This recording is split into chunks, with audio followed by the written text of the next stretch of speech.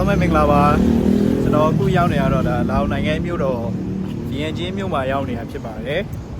အဲ့တော့ကျွန်တော်ဒီနေ့တော့ဒါမြို့ထဲမှာပတ်ပြီးတော့ရှောက်ကြည့်ပါပါရှောက်လေစရာများများဆဆတော့မရှိဘူးဒါပေမဲ့ဒီဘာသာရေးဆိုင်ရာနေရာတွေသူတို့ရဲ့ဒီတမိုင်းဝင်နေရာတွေပေါ့နော်အဲ့ဒါတွေပဲရှိပါတယ်ဆိုတော့အဲ့ဒါပတ်ကြည့်ပါပါကျွန်တော်အတူလိုက်ခဲ့ကြပါအခုပထမဆုံးသွားမှာတော့ဒီနားမှာရှိရဲ့ဖျားเจ้าတစ်ခုပေါ့နော်ဒီဗုဒ္ဓBuddhist temple အဲ့ဒီကိုသွားမှာပါအစတော့ကျွန်တော်ဒီဆိုင်ကယ်လေးငားပြီးတော့သွားကြည့်လို့ပေါ့နော်ဒါပေမဲ့သူတို့ပြောတာpassport နဲ့မှငားလို့ရမယ်တဲ့ဒါပေမဲ့ကျွန်တော် passport ကျတော့ဒီထိုင်းတန်ယုံမှာပေးထားဆိုတော့ငားလို့မရဘူးဖြစ်နေပါတော့ဆိုတော့လမ်းလျှောက်ပါမယ်ဒါဒီနေရာတော့ဒါမြို့လေကောင်ကလမ်းနေပဲဖြစ်ပါတယ်ဆိုတော့သူတို့နိုင်ငံအရင်မတိုးတက်ဘူးကျွန်တော်တို့ဒီမြန်မာနိုင်ငံနဲ့အရင်မကွာပါဘူးအခုကျွန်တော်လမ်းလျှောက်ရင်းနဲ့ဒီမှာဘာကြီးလည်းမသိဘူးပေါ့နော်ဒါဘုံကြီးကျောင်းလားဖျားလားမြူဇီယမ်လားတခုပဲပေါ့နော်အဲ့တော့ကျွန်တော်အဲ့ထဲကိုအရင်ဝင်ကြည့်ပါမယ်ဘာကြီးလဲတော့ကျွန်တော်လုံးဝမသိပါဘူးဆိုတော့ဒါကျွန်တော်နောက်မှာရှိနေတာတော့ဒါဟိုပါပေါ့နော်သူတို့ရဲ့ဘုံကြီးကျောင်းပဲဖြစ်ပါတယ်အဲ့တော့ကျွန်တော်ဖက်ကြည့်ရသလောက်တော့ဒါကြီးကဒီမှာရှိတဲ့လာအိုဘုံကြီးတွေကနေထိမ့်သိမ်းထားတာပေါ့နော်အဲ့တော့ဘာမှထွေထွေထူးထူးတော့မရှိဘူးဒါလှတော့လှတယ်ပေါ့နော်သူဒီနေစရေးတွေနဲ့ပြီးတော့ဘာခွာလဲဒီအင်္ဂလိပ်မှာအယုတ်တွေလှုပ်ထားတယ်မိုက်တော့မိုက်ပဲဆိုတော့ကျွန်တော်ကဒီလိုနေရာကြီးရင်းဟွာနာတိတ်မပါဘူးပေါ့တိတ်လည်းမကြိုက်တော့ဆိုတော့ဓာတ်ပုံလေးနဲ့ရိုက်ပြီးတော့ကျွန်တော်နောက်တနေရာသွားပါမယ်ဆိုတော့ဒါဒီຢာတွေကတော့ဒီအဆောက်အဦထဲမှာဆွဲထားတဲ့ပကြီးတွေနဲ့ဆေးရည်တွေပေါ့နော်ဘယ်နှစ်ခုနှစ်မှာစောက်ပြီးတော့ဘယ်တော့မှဆွဲထားရလဲအားလည်းတော့ကျွန်တော်သိချာမသိပါဘူးဘာလဲတော့မသိဘူးပေါ့နော်ဆိုတော့ဒါပါပဲဒီဘက်ကတော့ဒါဘုံကြီးကျောင်း compound ဖြစ်ပါတယ်နောက်တစ်ခုလာအောင်မှာမိုက်တာလူမျိုးဆိုင်လေးပေါ့နော်ဆိုင်လေးတွေကဒီ European style ဆိုင်လေးအများကြီးပဲဟိုကချစ်စရာတွေပေါ့နော်ဒီပန်းလေးတွေမီးလေးနဲ့လုပ်ထားပါတယ်တော့ဒီသူတို့ရဲ့ဒီလာအိုနိုင်ငံကချိန်တုန်းကဒီပြင်သစ်ကိုလိုနီနိုင်ငံဖြစ်ခဲ့ရပါတော့ဆိုတော့ဒီမြို့ထဲမှာဒီပြင်သစ်style ဒီအဆောက်အဦတွေလည်းအများကြီးပဲဒီဘားလေးတွေဆိုင်လေးတွေအဲ့လိုမျိုး hotel တွေဆိုရင်လုံးဝEuropean style နေနေပေါ့နော်ဆိုတော့အဲ့လေးကတော့တော်တော်မိုက်ပါတယ်ဆိုတော့ဒီဟာဆိုရင်လည်းဒီ hotel ဆိုရင်လည်းဒါသူတို့ဒါ European style လေးနေပေါ့နော်တော်တော်လှပါတယ်ဒီ outdoor sitting area တွေပြီးတော့သူညဆိုရင်ဒီမှာ grill ရှိရပေါ့နော်ညတော့ကျွန်တော်လာကြည့်ရနားလေတော်တော်လေးမိုက်တယ် vibe လေးရတော်တော်လေးမိုက်တယ်ပေါ့နော်အဲ့တော့ဒီမှာလည်းဒါဘုံကြီးကျောင်းတစ်ခုပါပဲဒီထဲကိုတော့ကျွန်တော်မဝင်ကြည့်တော့ပါဘူးများများဆဆတော့မရှိဘူးဘုံကြီးပဲရှိမဲ့ပုံပဲဒါတွေလည်း hotel တွေပါပဲ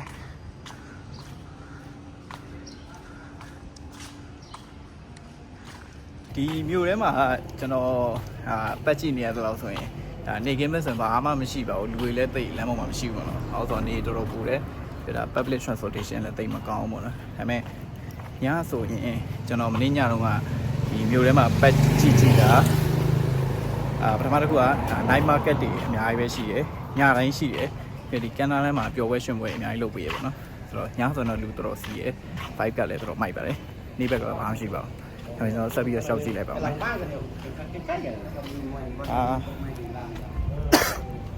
ကျွန်တော်ဒီနောက်မှာတွေ့ရတဲ့ဟာ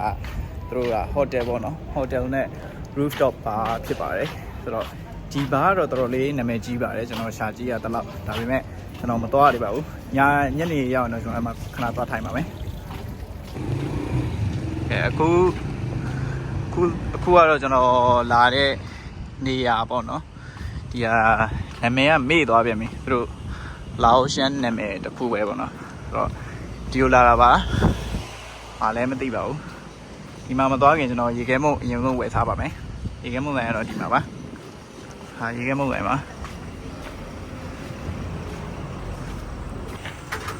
can I get Hokkaido milk ice cream yeah that one yeah how much 15,000 15 or 5 oh okay one please oh do you know what it is Temple. temple oh can I go in Yeah, and you Yeah. can go. Okay. Do I have to pay like entrance fee or something? No. Not. Oh, okay. Thank you. ဒါတော့ဒါလာပတ်စံ1000ခွဲဖြစ်ပါတယ်ကျွန်တော် Thai oh thank you yeah thank you so much yeah ရေကဲမုံရပါပြီဒီရေကဲမုံကတော့ဒါလာပတ်စံ1000ခွဲပါထိုင်းဘတ်နဲ့ဘယ်လောက်ရှိမလဲဆိုရင်တော့ကျွန်တော်သိချာတော့မပြောတတ်ပါဘူးဒါပေမဲ့သူတို့လာပတ်စံ3သိန်းနဲ့တရွက်ကိုထိုင်းဘတ်100ဝန်းကျင်လောက်ပဲရှိရပါတော့ဆိုတော့သူတို့ရဲ့ဒီ inflation rate ကလည်းတော်တော်များပါတယ်အဲ့တော့အခုတော့ဒါကျွန်တော်လာတဲ့ဒီ temple ကိုရောက်ပါပြီအဲ့တော့အထက်ကိုမဝင်ခင်ကျွန်တော်ရေကဲမုံခဏစားလိုက်ပါဦးမယ်ကောင်းပါရဲ့ဒီဟာကဘာလဲမသိဘူးတမိုင်းဝင်ဟုတ်မဟုတ်တော့မသိဘူးဒါပေမဲ့ကျွန်တော်ထင်သလောက်ဒီဟာက Rio temple တခုလိုပဲထင်တယ်ဘယ်နဲ့စီးလို့ရလားမရလားလဲကျွန်တော်သိချာမသိဘူးသူမှလည်းမရှိဘူးဒီနိုင်ငံထဲမှာနေရာတော်တော်များများဒီလိုမျိုး temple တွေကြီးပဲဆိုတော့အရင်တော့စိတ်ဝင်စားကြတော့မကောင်းဘူးဒါပေမဲ့ဒီတမိုင်းကိုစိတ်ဝင်စားတဲ့လူတွေဆိုတော့လာဖို့ကောင်းတဲ့နေရာဖြစ်လိမ့်မယ်ပုံမှန်လူတွေတော်တော်တိတ်ပြီးတော့နေရာမရှိပါဘူးအခုတော့ကျွန်တော်ဒီထဲမှာဆက်ပြီးတော့မကြည့်ချင်တော့လို့ဒီကန်နာလန်ကိုသွားပါမယ်ရှေ့မှာကန်နာလန်မှာဘာဘယ်လိုလဲဆိုတော့မြစ်ကတော့ဒါမဲခေါင်မြစ်ပေါ့နော်မဲခေါင်မြစ်ဆိုတော့ကျွန်တော်ငငယ်ရဒီပထဝီတို့တမိုင်းတို့ထဲမှာခဏတိုင်းတင်ခဲ့ရတာတခါမှမမြင်ဘူးသေးဘူးပေါ့နော်အဲ့တော့မဲခေါင်မြစ်ကိုသွားကြည့်ပါမယ်လိုက်ခဲ့ပါဒီနေရာကတော့ဒါမြစ်ဘေးမှာရှိတဲ့နေရာဖြစ်ပါတယ်ဟိုဘက်မှာမြင်ရတာမဲခေါင်မြစ်ပါဒီနားမလှပါဘူးကျွန်တော်ဒီလာအိုနယ်သက်ကိုဖြတ်လာတော့မြင်ရတဲ့နေရာတော့တော်တော်လေးလှပါတယ်မဲခေါင်မြစ်ရဲ့ဟိုဘက်ကတော့ဒါ Thailand ဖြစ်ပါတယ်ဘက်ကလာအိုပါပြီးတော့ဒီနိုင်ငံကဒါ socialist နိုင်ငံပါsocialist အလံနေနဲ့ပါနော်ညဆိုရင်တို့ကဒီရှေ့လမ်းကိုပိတ်လိုက်တယ်လို့ပြောပါတယ်ပိတ်ပြီးတော့ဒီမှာပျော်ပွဲရွှင်ပွဲတွေရှိတယ်ဒီနေရာမှာပေါ့နော်ဒါပျော်ပွဲရွှင်ပွဲလုပ်ပေးရပါဒါရဟတ်တွေတို့တိုက်ကားစီးရဲ့နေရာတွေတို့ပြောတယ်အဓိကတော့ကလေးတွေတော့ပေါ့နော်ပြီးတော့ဟိုဘက်အောက်မှာဆိုရင်ဒါ night market အကြီးတစ်ခုရှိပါတယ်ပြီးတော့ဟိုဘက်ကလည်း night market ပါပဲခုနကကျွန်တော်ဖြတ်လာတဲ့နေရာပေါ့နော်ဟိုဘက်ကအဝတ်စားရောက်တာဒီဘက်ကစားကြရောက်တာပေါ့နော်ကျွန်တော်ညကျရင်သွားကြည့်ပါမယ်အခုတော့နေတော်တော်ပူလို့ကျွန်တော်တခြားနေအိတ်တဲ့နေရာတစ်ခုသွားပါမယ်ကျွန်တော်နောက်ပြီးတော့ဒီနေရာမှာဒီမျိုးရဲမှာပေါ့နော်ဒီ Belgian bar တခုတွေ့ထားတယ်သူ့ရဲ့ဒီ atmosphere လေးကတော်တော်လေးမိုက်တယ်ပေါ့နော်ရန်ချေးလို့ကောင်းမဲ့ပုံစံလေးပဲပုံထဲမှာကြည့်ရတော့အဲ့တော့အဲ့ဒါဒီနားနဲ့တိတ်မဝေးတော့ဘူးအဲ့တော့ကျွန်တော်ဘာသွားပါမယ်ခုလောလောဆယ်တော့ဒါဒီမှာနေ့လယ်2နာရီဝန်းကျင်လောက်ပါနေလဲတော်တော်ပူပါတယ်ဆိုတော့ကျွန်တော်ဘာမှခဏသွားပြီးတော့ဘာတောက်မယ်ပေါ့နော်ကော်တေးလေးပါလေးအဲ့တော့လိုက်ခဲ့ပါအဲ့ဘာကတော့နာမည်ကြီးပါတယ်ပြီးတော့ဒီမှာ Starbucks ရှိပါတယ်ဒါပေမဲ့ဒါကျွန်တော်မြင်မိတာတော့ဒီတစ်ဆိုင်ပဲပထမဆုံးမြင်မိပါသေးတယ်ကျွန်တော်လာတဲ့ဘားကတော့ကိုရှေ့ရဟာလေးဖြစ်ပါတယ် Chocolate Cafe လို့ခေါ်ပါတယ်Belgian bar လို့လည်းပြောပါတယ်ဆိုတော့အဲ့ထဲကိုသွားပါမယ်ဆိုတော့ဒါကတော့သူတို့ရဲ့ဒါ Belgian bar ပါ5လေးရမိုက်ပါတယ်Yeah you know Myanmar Yeah, but I've never been there before. It's a good country. You should visit. Yeah, this time when I go down. I came here for the first time. Oh yeah. Yeah. Yeah. You have time to go somewhere in Laos?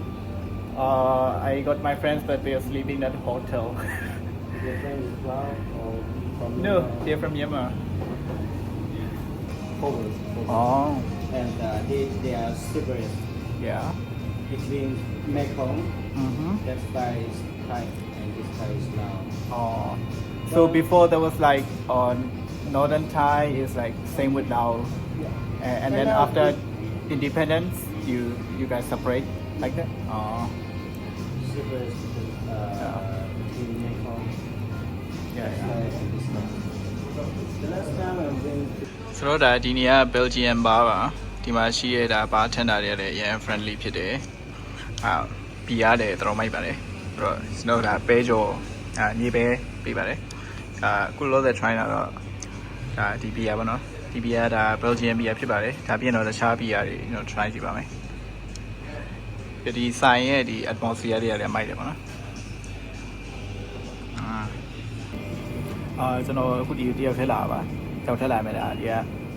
ဒီဘာတက်လာကြီးကကားလာပြောတယ်ပေါ်လုပ်ပေးတယ်ဟိုကတော်တော်လေး friendly ဖြစ်တယ်နေရာလည်းတော်တော်လေးမိုက်တယ်ဆိုင်တွေကထိုင်တော့ပေါင်းတယ်ဈေးလည်းအရင်မများပါဘူးဆိုတော့ကျွန်တော်မနေ့ရက်ရောက်တာပါလားမနေ့ရက်နဲ့ဒီနေ့နဲ့သွားသမျှတွေမှာတော့ဒီနေ့ကကျွန်တော်တို့အဆင်ပြေဆုံးပဲပေါ့နော်တော့Vientianeကိုရောက်ဖြစ်ရင်ဒီနေရာလေးကိုလာလဲကြပါ location ကChoc D Cafe လို့ခေါ်ပါတယ်ဒါ Belgian bar ဖိမှရှာလိုက်တွေ့ပါလေဆိုတော့ try ကြည့်ပါဆိုတော့ဒါနောက်ထပ် Belgian beer တစ်ခုပဲဖြစ်ပါတယ် King Mule လို့ခေါ်ပါတယ်ဆိုတော့ကျွန်တော်ဒီ beer ကိုစမ်းတောက်ကြည့်မယ်ပေါ့နော် Cheers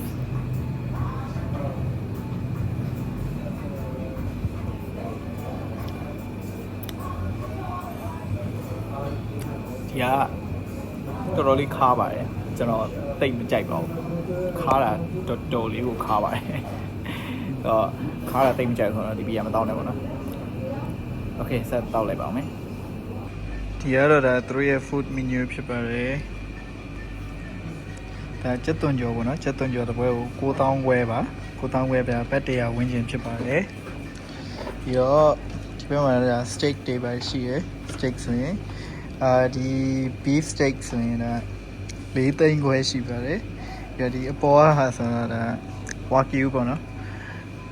ဘာ grade လဲတော့ကျွန်တော်မသိဘူးအမေရိကန်ကဒါ7သိန်း5000ရှိပါတယ်ဆိုတော့ကျွန်တော်တို့ဒီလာအိုနိုင်ငံရဲ့ဒီဟောပါနော် inflation rate ကျွတ်စီပါလို့ဈေးကြီးလန်ကြောက်စရာအဲ့ဒါမဲ့တခြားတွက်ကြည့်လိုက်တော့ဈေးကအရင်မများပါဘူးအဲ့တော့ကျွန်တော်စားစရာတစ်ခုမှာလိုက်ပါမယ်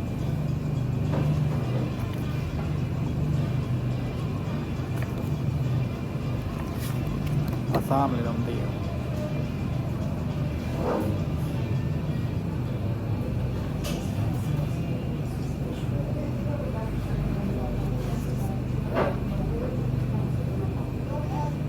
စားမလို့မသိဖြစ်နေတယ်တော့ဈေးတွေကြည့်ပြီးမမာရေ3သိန်း4သိန်းနေဖြစ်နေတော့နော်hi is this meatball or something Yeah. Meatball? Yeah. Or what meat? Mashed potato. Mashed potato, not meat. This one only mashed potato. Or only mashed potato? Do you have like meatballs or something? Yeah, yeah. Yeah. Yeah, this one meatball. Meatballs? Yes. Oh, meatballs. I want like something like this, but meat. Do you have that? No. You have? Yeah. Good. I'll just set this one. This Yeah. one onion leaf. Onion, yeah. Okay. Thank you. တော့စက်သွန်ညိုပဲမှလိုက်ပါတယ်တော့ကျွန်တော်အခုတော့ဒါဘားထဲကနေထွက်လာပါပြီဘားထဲကနေထွက်လာပြီးတော့ကျွန်တော်ဟောပေါ့နော်သူတို့ရဲ့ဘီယာလေးနည်းနည်း try ကြည့်ခဲ့တယ် try ကြည့်ခဲ့ပြီးတော့နည်းနည်းမူးသွားပါတယ်တော့ကျွန်တော်ညနေမှနောက်တစ်ခါပြန်ထွက်မယ်ပေါ့နော်အခုတော့ကျွန်တော်ဟိုတယ်ခဏပြန်ပြီးတော့နားလိုက်ပါအောင်မယ်ဆိုတော့အဖက် part 2မှာပြန်ပြီးတော့တွေ့ပါမယ်အားလုံးကျေးဇူးတင်ပါတယ်ခင်ဗျာ